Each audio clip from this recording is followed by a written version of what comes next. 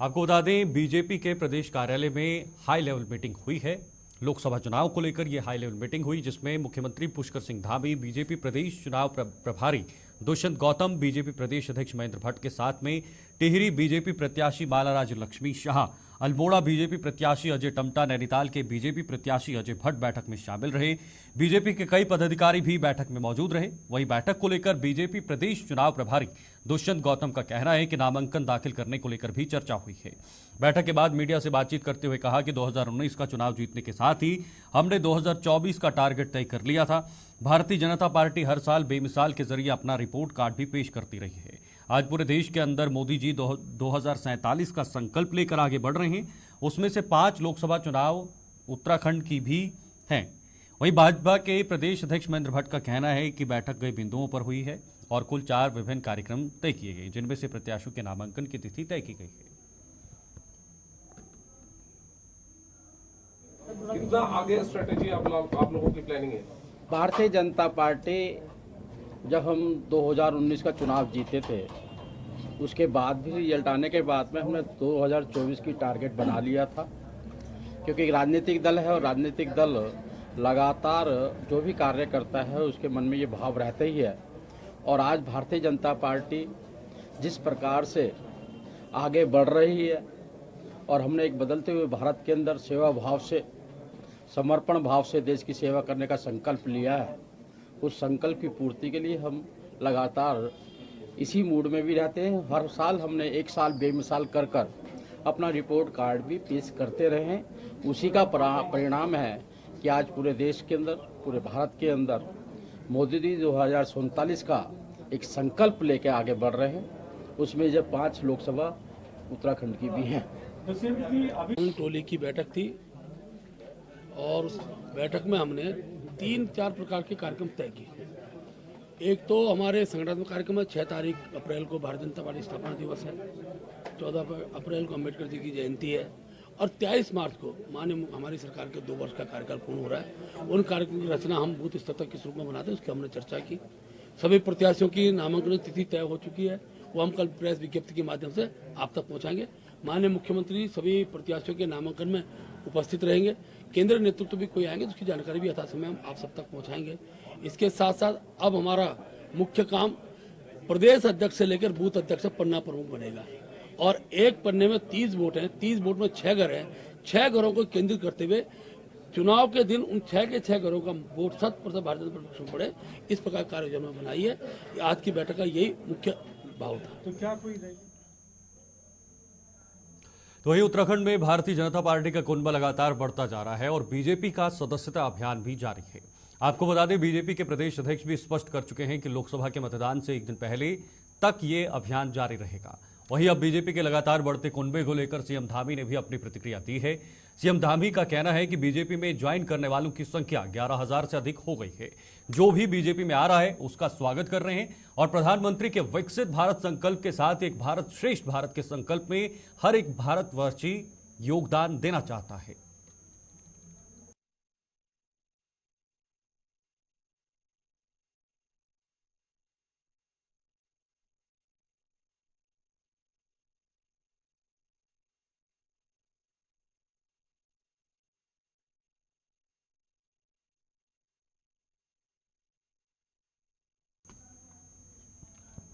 बढ़ेंगे आगे, उत्तराखंड में लोकसभा चुनाव का आगाज हो चुका है। इसके साथ ही अब प्रदेश सरकार, केंद्र सरकार और राज्य सरकार की योजनाओं को आम जनता तक पहुंचाने का काम कर रही है।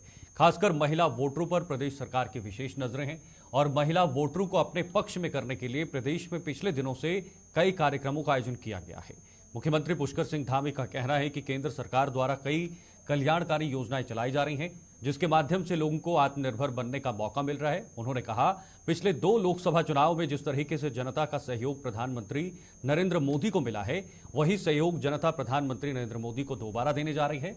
उन्होंने कहा, उत्तराखंड से प्रधानमंत्री नरेंद्र मोदी का विशेष लगाव है और केंद्र सरकार उत्तराखंड के विकास के लिए लगातार कई अहम फैसले ले रही है और यही कारण है कि इस बार भी उत्तराखंड की जनता को और देश की जनता का सहयोग प्रधानमंत्री मोदी को मिलेगा। पिछली 2 लोकसभा चुनाव में उत्तराखंड की जनता ने 5 बाइट पुष्कर सिंह धामी या यूं कहें तो लोकसभा सीटें जो है वो बीजेपी को दी थी। देखिए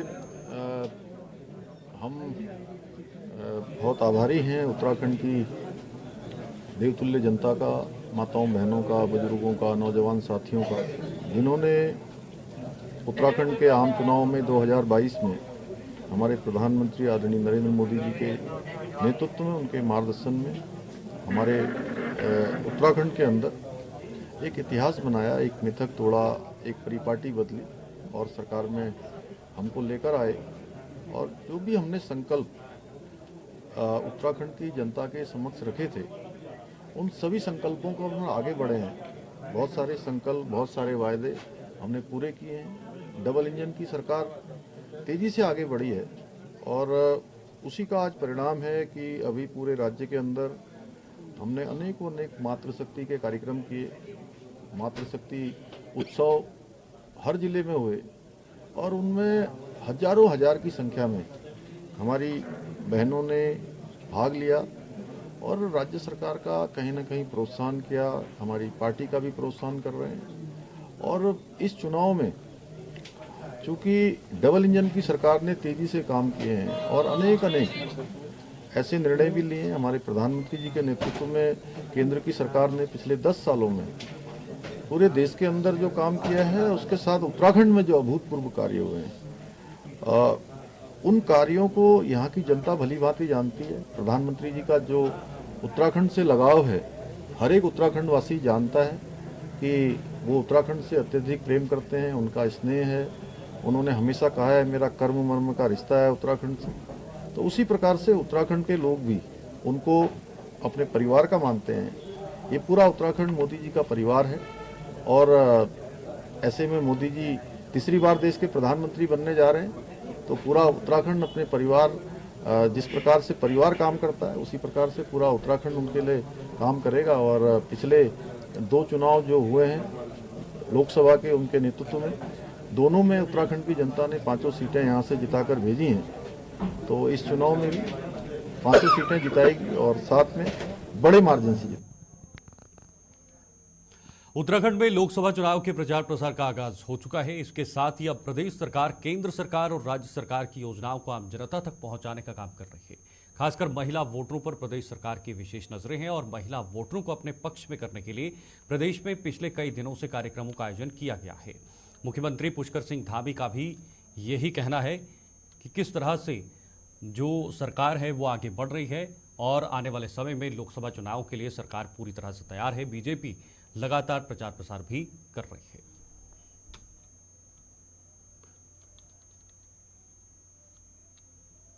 देखिए हम बहुत आभारी हैं उत्तराखंड की देवतुल्य जनता का, माताओं बहनों का, बुजुर्गों का, नौजवान साथियों का, जिन्होंने उत्तराखंड के आम चुनाव में 2022 में हमारे प्रधानमंत्री आदरणीय नरेंद्र मोदी जी के नेतृत्व में, उनके मार्गदर्शन में हमारे उत्तराखंड के अंदर एक इतिहास बनाया, एक मिथक तोड़ा, एक परिपाटी बदली और सरकार में हमको लेकर आए। और जो भी हमने संकल्प उत्तराखंड की जनता के समक्ष रखे थे, उन सभी संकल्पों को हम आगे बढ़े हैं। बहुत सारे संकल्प, बहुत सारे वायदे हमने पूरे किए हैं। डबल इंजन की सरकार तेज़ी से आगे बढ़ी है और उसी का आज परिणाम है कि अभी पूरे राज्य के अंदर हमने अनेक मातृशक्ति के कार्यक्रम किए। मातृशक्ति उत्सव हर जिले में हुए और उनमें हजारों हजार की संख्या में हमारी बहनों ने भाग लिया और राज्य सरकार का कहीं ना कहीं प्रोत्साहन किया, हमारी पार्टी का भी प्रोत्साहन कर रहे हैं। और इस चुनाव में चूँकि डबल इंजन की सरकार ने तेज़ी से काम किए हैं और अनेक ऐसे निर्णय भी लिए हैं। हमारे प्रधानमंत्री जी के नेतृत्व में केंद्र की सरकार ने पिछले 10 सालों में पूरे देश के अंदर जो काम किया है, उसके साथ उत्तराखंड में जो अभूतपूर्व कार्य हुए हैं, उन कार्यों को यहाँ की जनता भली भांति जानती है। प्रधानमंत्री जी का जो उत्तराखंड से लगाव है, हर एक उत्तराखंड वासी जानता है कि वो उत्तराखंड से अत्यधिक प्रेम करते हैं, उनका स्नेह है। उन्होंने हमेशा कहा है मेरा कर्म मर्म का रिश्ता है उत्तराखंड से। तो उसी प्रकार से उत्तराखंड के लोग भी उनको अपने परिवार का मानते हैं। ये पूरा उत्तराखंड मोदी जी का परिवार है और ऐसे में मोदी जी तीसरी बार देश के प्रधानमंत्री बनने जा रहे हैं, तो पूरा उत्तराखंड अपने परिवार, जिस प्रकार से परिवार काम करता है उसी प्रकार से पूरा उत्तराखंड उनके लिए काम करेगा। और पिछले 2 चुनाव जो हुए हैं लोकसभा के, उनके नेतृत्व में दोनों में उत्तराखंड की जनता ने 5 सीटें यहाँ से जिताकर भेजी हैं, तो इस चुनाव में भी 5 सीटें जिताई। चले आगे बढ़ते हैं। आचार संहिता लागू होने के बाद अब उत्तराखंड राज्य में निर्वाचन आयोग ने सख्ती बरतनी शुरू कर दी है। पहली मार्च से लेकर अब तक निर्वाचन आयोग की टीमों ने शराब के साथ साथ लगभग 7 करोड़ रुपए का कैश जब्त किया है। संयुक्त निर्वाचन सचिव नवामी बंसल ने बताया कि यह कार्रवाई लगातार जारी रहेगी और सभी विभागों की मदद से कार्रवाई की जा रही है। चुनाव में पैसे का अवैध इस्तेमाल न हो, इसके लिए यह कार्रवाई की जा रही है। आदर्श आचार संहिता के लागू होने के बाद प्रदेश में इसके अनुपालन के लिए विभिन्न जनपदों में अलग अलग टीमों के द्वारा कार्रवाई की जा रही है और इसकी 24 घंटे की और अब 48 घंटे की रिपोर्ट अवेटेड है। 24 घंटे की रिपोर्ट्स हमारे पास ऑलरेडी आ गई हैं और सभी जगह जैसे जो डिफेसमेंट है उसको हटाने की कार्रवाई और एक्साइज और कैश सीजर को लेकर के कार्रवाई, ये सभी गतिमान हैं। इसकी रिपोर्ट्स से हम अभी आपको अवगत करा देंगे और साथ ही साथ पॉलिटिकल पार्टीज के साथ भी सभी जनपद स्तर पर और यहाँ राज्य स्तर पर भी बैठकें आयोजित की जा चुकी हैं। तो अगर मैं आपको थोड़ी डिटेल्स बताऊं तो कल 17 मार्च और 16 मार्च में हम लोगों ने लगभग 40,000 स्टैब्लिशमेंट्स में से डिफेसमेंट रिमूवल की कार्रवाई की है और इसमें प्राइवेट और सरकारी दोनों तरह के स्टैब्लिशमेंट्स शामिल हैं। लगभग 40,000 बिल्डिंग्स पर से डिफेसमेंट रिमूवल की कार्रवाई की गई है पिछले 2 दिनों में और कैश और लिकर सीजर की कार्रवाई भी लगातार हो रही है। 7 करोड़ का सीजर हम आचार संहिता लगने से पहले ही कर चुके थे और सभी हमारी जो फ्लाइंग स्क्वाड्स हैं, SSTs हैं और क्विक रिस्पांस टीम QRTs हैं, वो भी गठित की जा चुकी हैं और ग्राउंड पर एक्टिव। नैनीताल की मजिस्ट्रेट और जिला निर्वाचन अधिकारी वंदना ने आज लोकसभा चुनाव के लिए बनाए गए कंट्रोल रूम का निरीक्षण किया है। उन्होंने सभी नोडल अफसरों की बैठक ली, जिसमें उन्होंने सभी कार्यों को समय से संपादित करने के निर्देश जारी किए हैं।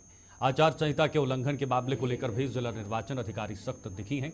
उन्होंने कहा कि आचार संहिता की उल्लंघन को कतई भी बर्दाश्त नहीं किया जाएगा, जिसको देखते हुए पोस्टर्स, बैनर और प्रचार सामग्री को उतारने का काम लगातार किया जा रहा है। आपको बता दें, लोकसभा चुनाव के लिए जिले में निर्वाचन कंट्रोल रूम की स्थापना MBPG कॉलेज में की गई है। लोग निर्वाचन के संबंध में किसी भी प्रकार की जानकारी के लिए कंट्रोल रूम से सूचनाएं प्राप्त कर सकते हैं। इंस्टा और ट्विटर ये सब क्रिएट कर लिए हैं और अभी फिलहाल हम नेशनल पार्टीज और जितने भी लोगों ने इलेक्शन के जो विभिन्न कार्रवाइयों के लिए नोडल अधिकारी लगाए गए हैं उनकी एक मीटिंग ली है। वो सभी लोग अपना अपना काम कर रहे हैं।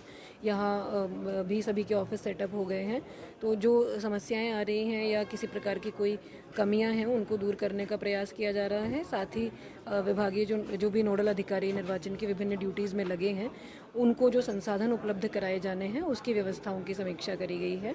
तो मैक्सिमम लोगों ने अपना काम आरंभ कर दिया है और सभी तैयारियां सुचारू रूप से कंट्रोल रूम, क्योंकि आचार संहिता लागू होने के बाद तत्काल चालू हो जाता है। जो शिकायत निवारण से संबंधित समितियां हैं वो अपना काम करना शुरू कर देती हैं।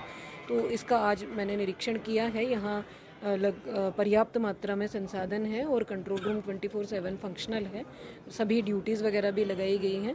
इसके जो नंबर्स हैं कंट्रोल रूम के, आम जनता को किसी भी प्रकार के आदर्श आचार संहिता के उल्लंघन की या अन्य कोई जानकारी अगर निर्वाचन से संबंधित उनको चाहिए तो उसके नंबर्स भी हम लोगों ने प्रेस के माध्यम से उसको सर्कुलेट करवाया है। जनता से भी ये अपील है कि कोई भी निर्वाचन संबंधी जानकारी अगर आपको चाहिए तो जो निर्वाचन कंट्रोल रूम है उसमें संपर्क कर सकते हैं, वहाँ आपकी जो सहायता है वो करें। आगामी लोकसभा चुनाव को लेकर डीएम हरिद्वार धीराज सिंह गबर्याल ने रोशनाबाद कलेक्ट्रेट भवन में प्रेस कॉन्फ्रेंस की है।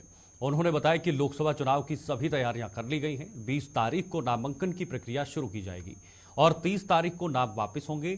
साथ ही छुट्टी के दिन नामांकन नहीं भरे जाएंगे। साथ ही कहा कि 24, 48 और 72 घंटे में होने वाली कार्रवाई को हमने शुरू कर दिया है, जिसमें 2300 से ज्यादा सरकारी भवन के ऊपर लगे पोस्टर, बैनर को हमारे द्वारा हटाया गया है। किसको पीछे करवा रहे थे उसमें देखिए, कल से नॉमिनेशन के लिए वो नोटिफिकेशन हमारा स्टार्ट हो जाएगा। 20 तारीख से नॉमिनेशन हमारा स्टार्ट हो जाएगा और 30 मार्च तक जो है लास्ट है नाम वापसी का। और इस बार जो नॉमिनेशंस होंगे तो उसमें 30 तारीख तक जो छुट्टियां होंगी, बीच में जो छुट्टियां आएंगी तो उस समय नॉमिनेशन नहीं होगा और बाकी के दिनों में नॉमिनेशन होगा। अभी आचार संहिता लगने के बाद 24 घंटे में, 48 घंटे में और 72 घंटे में जो कार्रवाइयाँ होनी थी वो हम लोगों ने स्टार्ट कर दी हैं और लगभग 2300 करीब जो सार्वजनिक भवन थे, सरकारी भवन थे और निजी आवास, और उसमें तो बाद में कार्रवाई होगी, उसमें लगभग 9800 के करीब हम लोगों ने पोस्टर, बैनर्स इन सबको हटवाया है, जिसमें जो लोक संपत्ति विरूपण अधिनियम के अंतर्गत आते थे।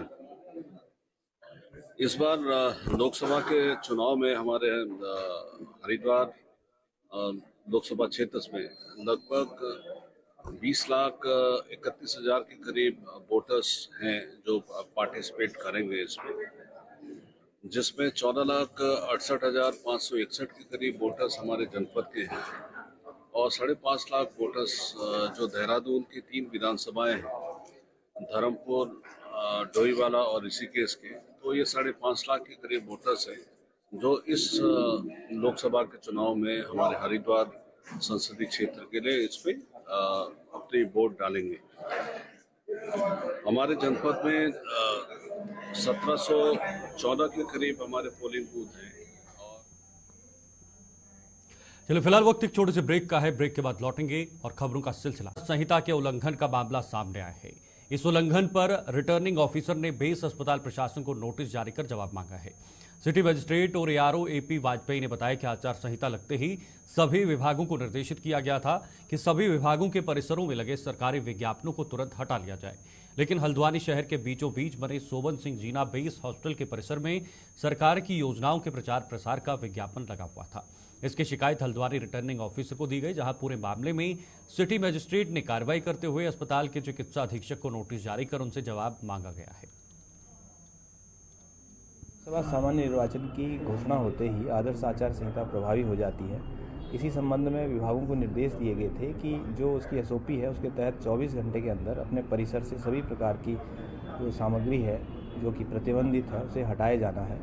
इसी क्रम में एक हमें कंप्लेन प्राप्त हुई थी कि बेस हॉस्पिटल जो हल्द्वानी में है उसमें अभी भी इस तरह की सामग्री लगी हुई है। उसी के दृष्टिगत वहाँ पर एक नोटिस उनके अगेंस्ट इश्यू किया गया है और उनको अवसर दिया गया अपना पक्ष रखने के लिए। देखिए, इसमें हमारा जो आदर्श आचार संहिता प्रभारी हैं उनको निर्देश दिए गए हैं और वो लगातार क्षेत्र में भ्रमण कर रहे हैं। नगर निगम की और अन्य जो विभागीय टीमें हैं उनके माध्यम से 24 घंटे के अंदर, 48 घंटे के अंदर और 72 घंटे के अंदर जो एसओपी के तहत निर्धारित जो उसमें मानक हैं उसके अनुरूप जो भी प्रचार सामग्री।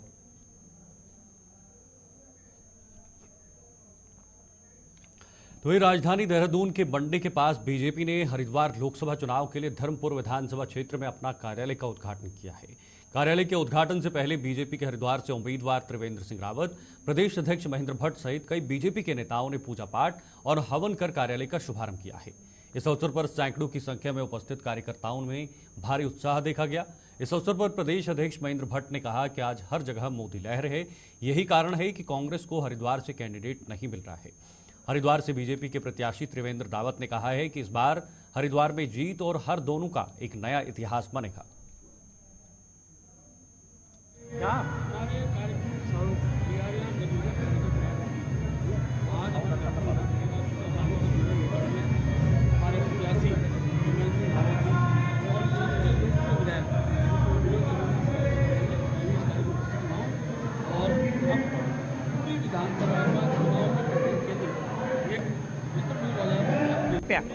हरिद्वार लोकसभा इस बार प्रचंड बहुमत के साथ भारतीय जनता पार्टी जीतने वाली है।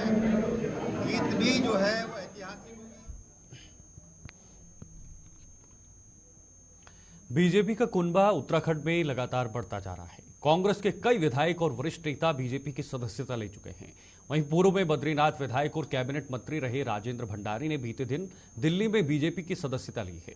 जिसके बाद राजेंद्र भंडारी उत्तराखंड बीजेपी मुख्यालय पहुंचे। इस दौरान मीडिया से बात करते हुए उन्होंने कहा कि प्रधानमंत्री नरेंद्र मोदी द्वारा जिस तरह से देश में विकास हो रहा है उससे प्रभावित होकर बीजेपी में उन्होंने सदस्यता ली है। अमित शाह जी और पार्टी के सभी लोगों का आभार व्यक्त करता हूं कि जिन्होंने मुझे पार्टी में सदस्यता ग्रहण करवाई है। और निश्चित रूप से मोदी जी के जो सपने हैं, एक मजबूत भारत का निर्माण करना, और उनका जो नेतृत्व क्षमता है उससे प्रभावित होकर के मैं भारतीय जनता पार्टी में सम्मिलित हुआ हूं। और मोदी जी ने देश की प्रगति करने का, विकास करने का जो बीड़ा उठाया हुआ है, करोड़ों लोग आज उनकी राह ताक रहे हैं कि किस तरह से देश प्रगति कर रहा है, उन्नति के पथ पर जा रहा है और आम लोगों को जो सुविधा हो रही है। उत्तराखंड की इस खास बुलेटिन में अभी के लिए फिलहाल इतना ही। देश और दुनिया की तमाम खबरों के लिए आप देखते रहिए गुलिस्तान न्यूज। नमस्कार।